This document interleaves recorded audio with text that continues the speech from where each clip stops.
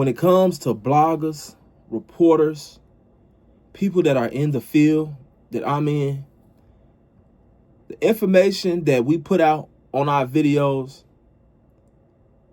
cannot be used against none of the subjects or the people that are the topic of these videos.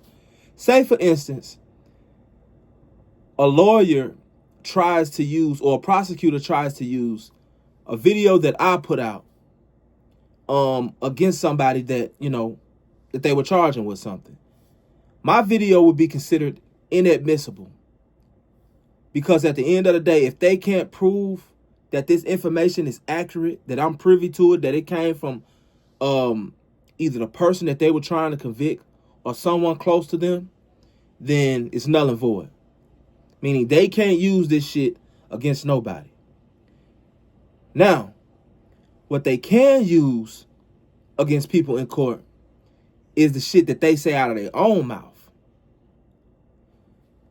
We've seen many people that I've went on Adam 22's platform, specifically from Chicago, that have went to jail.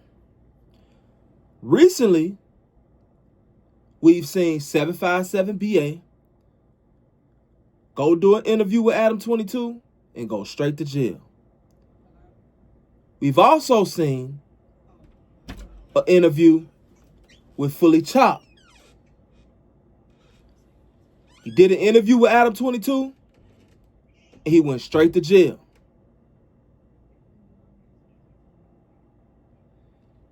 That's enough for us to say, well,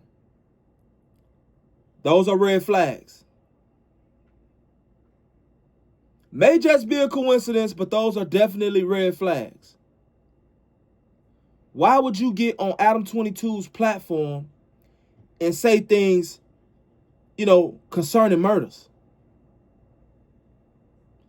At this point, it's not even, I used to blame Adam. It's not Adam no more. It's these guys that go on these platforms and say the shit out of their mouth and then turn around and get upset with the bloggers for reposting it or making videos about it. You got to understand that anything you say can and will be used for you or against you when it comes to this internet shit. You can't erase nothing off the internet. And even if you tell Adam, hey, look, man, erase that part right there, guess what? He not going to do it. Because he paid you to come and do that interview. He paid you basically for that content. He know that shit like that is what's going to make him money. Why would he scrub it off? It's like shooting his own self in the foot. And the thing is, when you go on these platforms, you got to be prepared for those type of questions. Now, Lizelle Summer was questioned about the situation that happened, with the watches. Mind you, Lizelle Summer's not dumb at all. He's intelligent.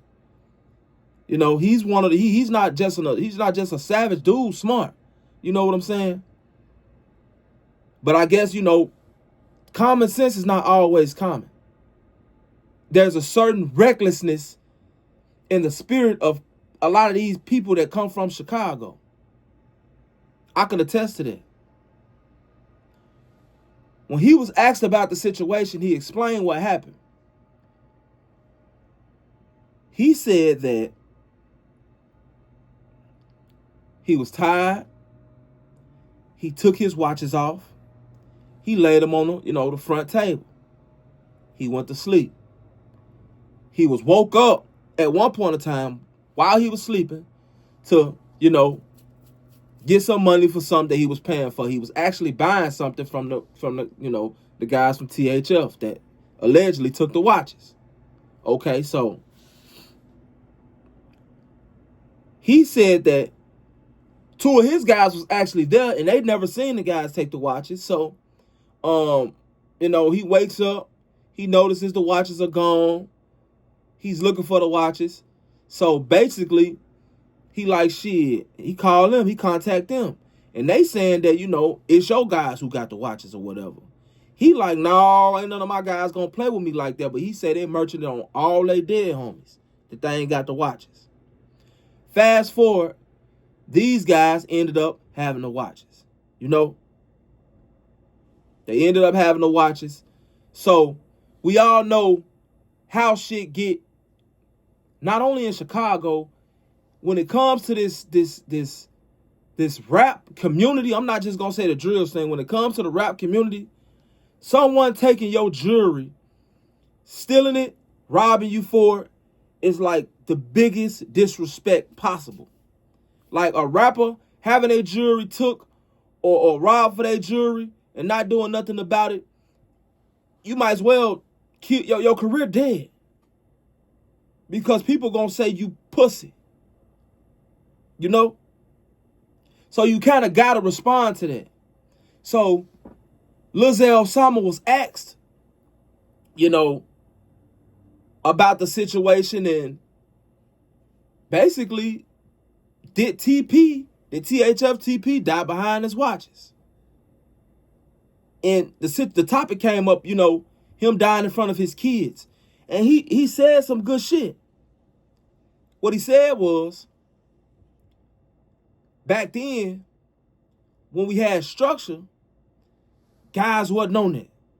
Like, niggas would get a pass, you know what I'm saying?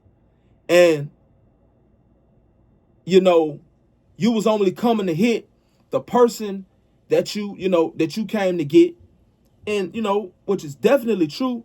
He also said that, which was very, very important. He also said that guys are doing things now knowing that they could possibly put their loved ones in jeopardy, but they looking at it like, okay, the next man might look at it like, you know, damn, I ain't gonna do nothing. He ain't gonna do nothing to my family. They taking that chance. They betting on the lives of their families doing shit. He said somebody might do something to somebody that they know where they live at, that they know personal information about them. But they'll look at it like, oh, he ain't gonna do shit. Woo, woo, woo. So when you do something, you gotta understand that whatever you do, you're not just doing this shit by yourself. You putting everybody that you love in jeopardy. You are. Because people will do something to somebody that you love behind something you did just to get to you, to make you feel that hurt, to make you feel that pain. And that's kind of what happened in TP situation. Now, my thing with Zay, when Zay was explaining, you know, why this happened and what took place, he was saying we ain't sparing shit. We this, you know what I'm saying? If we catch you, then we, so it kind of, it's kind of saying like shit, basically, if you ask me, he was admitting to having something to do with TP getting killed behind them watches. These are the things and the questions y'all got to watch out for, because guess what? It may be a long shot. It may be a coincidence that people are going to jail that are getting on these platforms and saying crazy shit. But I highly doubt it. But we do know for a fact that if the police are not the ones that are actually interviewing these people, the police watch these platforms. Y'all got to be careful, gang. But it is what it is. I thought, Zell Sama, he's a smart guy. I thought that he would learn from the others, but, people ain't learning until, people are going to have to find out shit stink most of the time. They're not learning or acknowledging shit until it's already too late. And that's where we got to stop, man. It's your boy SNTV. I'm out.